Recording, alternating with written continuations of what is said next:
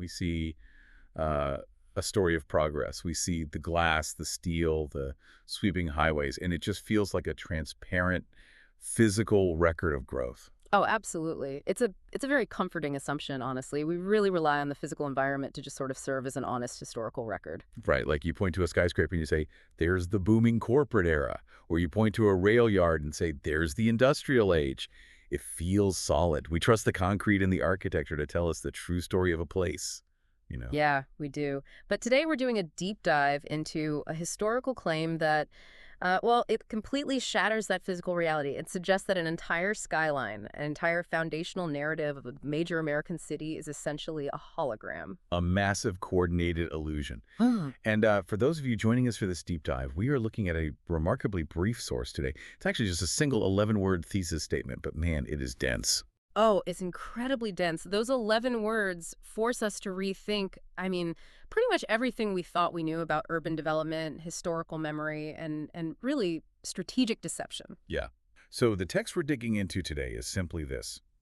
How Atlanta duped everyone to became the quintessential slave state. It is such an incredibly provocative premise. Hmm. And, as investigators of this single sentence today, our mission is to impartially analyze the mechanics of what this author is proposing. Right, because when a claim this sweeping is made, it demands a structural teardown. We can't just look at the surface level shock value. Exactly. We have to examine the underlying historical concepts it points to. Specifically, how a city's economic and social structures could be fundamentally built upon enslaved labor, all while successfully projecting a completely different image to the rest of the world. So let's start by unpacking the reality that this deception was supposedly hiding. Because when you hear the phrase slave state, our minds immediately go to sprawling, isolated agrarian landscapes, right? Yeah, the classic mental image. We picture rural plantations. Exactly. We do not naturally picture a bustling, highly connected, industrialized urban center like Atlanta. So, doesn't this claim fundamentally contradict what that system actually looked like? Well, that contradiction is actually the entire foundation of the author's premise. The standard historical narrative has deeply, deeply conditioned us to view the institution of slavery as an inherently rural agricultural phenomenon. Right, something that happened out in the fields, totally far away from the engines of urban modernity. Precisely. But this thesis completely upends that mental model. By labeling an urban hub as the quintessential example, the text is asserting that the ultimate, purest form of a slave state wasn't agrarian at all. Wait, really? So if it's not agrarian, what is it? It was infrastructural, it was economic and logistical. It's a totally different scale of operation. It's almost like, okay, think about it like comparing a factory floor to the corporate headquarters. Oh, that's a great way to put it. Right. Like the rural plantation is the factory floor where the raw physical extraction happens. But the urban center, the city, is the corporate boardroom. Yes. It's where the ledgers are kept, where the rail lines converge, and grimly, where human lives are financialized, insured, and traded as collateral. The corporate headquarters is just such a chilling but accurate way to visualize it. It really is. Because in an urban environment, the mechanics of slavery shifted. It went from purely agricultural extraction to um, industrial and logistical utility. We're talking about enslaved individuals being utilized to lay down the railroad tracks, right? Exactly. Building the municipal infrastructure, working in the factories and the warehouses. The city centralized the wealth and the power derived from that labor. It was the logistical brain of the whole operation. Which means the truest manifestation of a slave state isn't just the isolation of the rural farm, it's the sophisticated, networked organization of the urban core. Yes. The city wasn't an exception to the rule, which is what we often, kind of assume. According to this premise, the city was the system's masterpiece, the absolute apex of its capitalist integration. And I guess that is why the word quintessential in the text is doing so much heavy lifting. Oh, absolutely. Quintessential means the ultimate archetype. Right. If an urban center is the quintessential slave state, it implies the institution was fully adaptable to modern capitalism and industrialization. It wasn't some relic of the past that the city was outgrowing. It was the very fuel of the city's modernization. Exactly. It was the engine. But wait, if we accept this premise for a moment and acknowledge that this bustling urban center was actually the ultimate blueprint of a slave state, it begs an enormous logistical question. How do you hide it? Yeah, how do you hide a metropolisized infrastructure of slavery in plain sight? because the text claims that Atlanta duped everyone.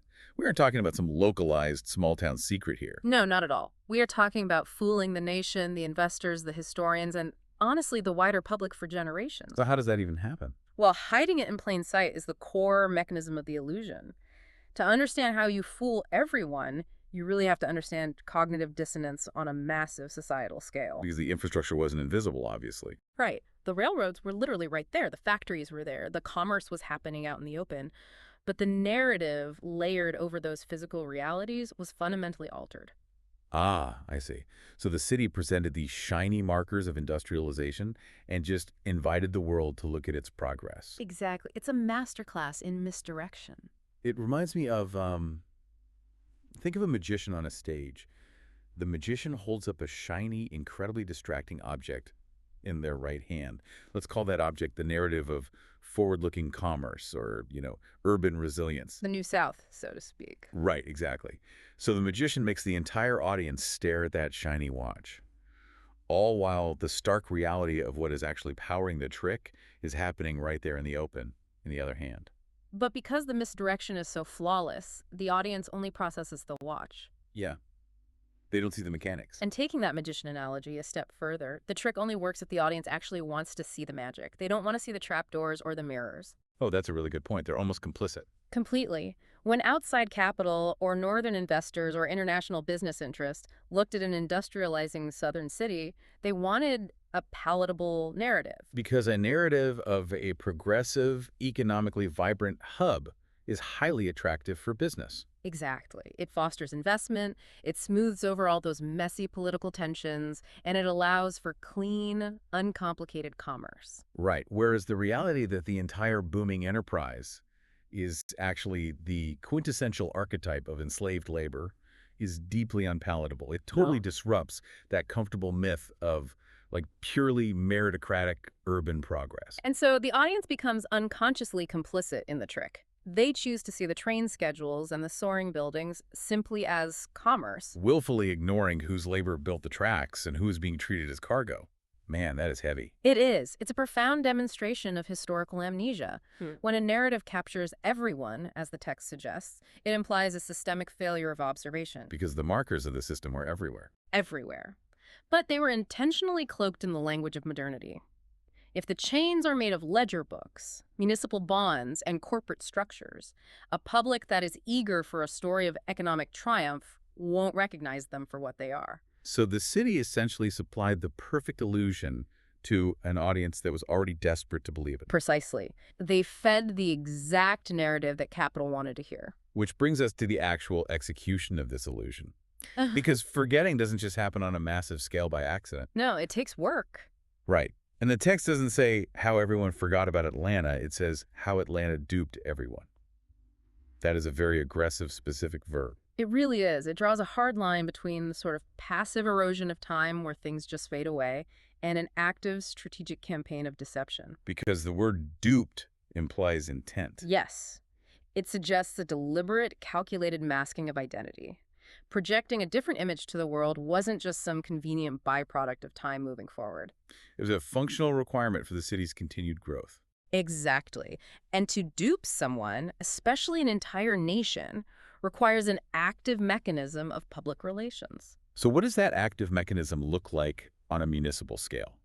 Are we talking about civic leaders literally rewriting histories? Pretty much. Erecting certain monuments while tearing down others, and just meticulously curating the branding of the city to outside investors? It operates on absolutely all those levels. Yeah. It is the conscious decision of what to commemorate and what to bulldoze. Wow. It's the framing of economic reports. It is the architectural choices themselves. When an urban center brands itself as the city of the future, it is actively attempting to sever its physical and economic triumphs from the grim foundational reality of how that wealth was actually generated. So the text argues that the city had to actively cover up its operational core just to secure its position of power. That's the core of the premise, yeah. It's fascinating because it implies that economic success can effectively purchase historical amnesty. Oh, that's perfectly stated, yes. If you build the skyline high enough, and if the economy booms loud enough, you gain the power to dictate the terms of your own history. You literally write the quintessential reality out of the script. and hand everyone a brand new, glossy brochure that they are all too happy to read from. Economic success absolutely dictates historical memory. And honestly, that is the underlying warning of this entire premise we're looking at. It strips away that comfort we talked about earlier. Yeah.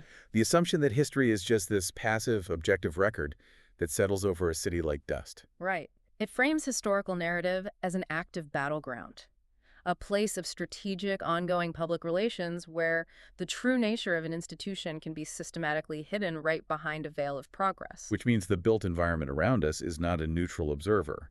The skyline is making an argument. Oh, constantly. The monuments, the street names, the official city histories, they are all curated outputs of a specific narrative strategy. So if this thesis holds true, the city didn't just survive its past. It weaponized its future to erase it. And this requires us to drastically rethink the whole concept of a cover-up. Because, we usually think of cover-ups as hidden documents in some dark basement, right? Yeah, shadowy figures shredding paper. Exactly. But the most successful cover-ups are the ones enacted in broad daylight. They use the very tools of civilization, infrastructure, commerce, and civic pride to blind the observer. The brilliance of the dupe is that it uses the evidence of success to mask the crime of the foundation. That is exactly it. For everyone listening right now, this is why spending time unpacking an 11-word sentence about historical deception matters so much. It provides a vital lens for examining the foundational stories of the places we all inhabit. It really forces a massive shift in perspective regarding our own environments. It demands that we question the architecture of our own collective memory. Because when you walk down the street of a major economic hub, you have to look past the branding. You have to consider the mechanics of how that space was built, whose labor sustained it, and why the plaque on the wall says what it says. And more importantly, you have to ask what that plaque deliberately leaves out. Always. It is the ultimate reminder that the historical narratives we just casually accept about our own cities, our own institutions, our own economic structures, they might not be organic truths. No, they might be the result of highly successful, deeply strategic deceptions that have simply been normalized over generations. It forces you to ask, what am I not seeing? Because I've been directed to look elsewhere. And if we take the lessons of this premise seriously, we can no longer afford to be passive consumers of history. We really have to actively investigate that shiny watch of progress and look for the hidden hands that are orchestrating the trick. Which brings me to a final, really provocative thought I want to leave you with today. Something to really mull over as you go about your week. Yeah, let's hear it. If a massive historical hub could allegedly, successfully dupe everyone about its core identity as the quintessential slave state, simply by rebranding its infrastructure. Right. What other beloved modern cities are currently coasting on heavily curated, deceptive historical narratives that we simply haven't uncovered yet? Oh, man. It's a chilling but entirely necessary question. What other urban illusions are currently operating around us as accepted, concrete facts? Exactly. So the next time you find yourself looking up at a gleaming city skyline, just marveling at the glass and the steel, remember to ask yourself, are you looking at a transparent record of progress? Or are you just staring at the magician's shiny watch? Thanks for joining us on this deep dive. Keep questioning the skyline.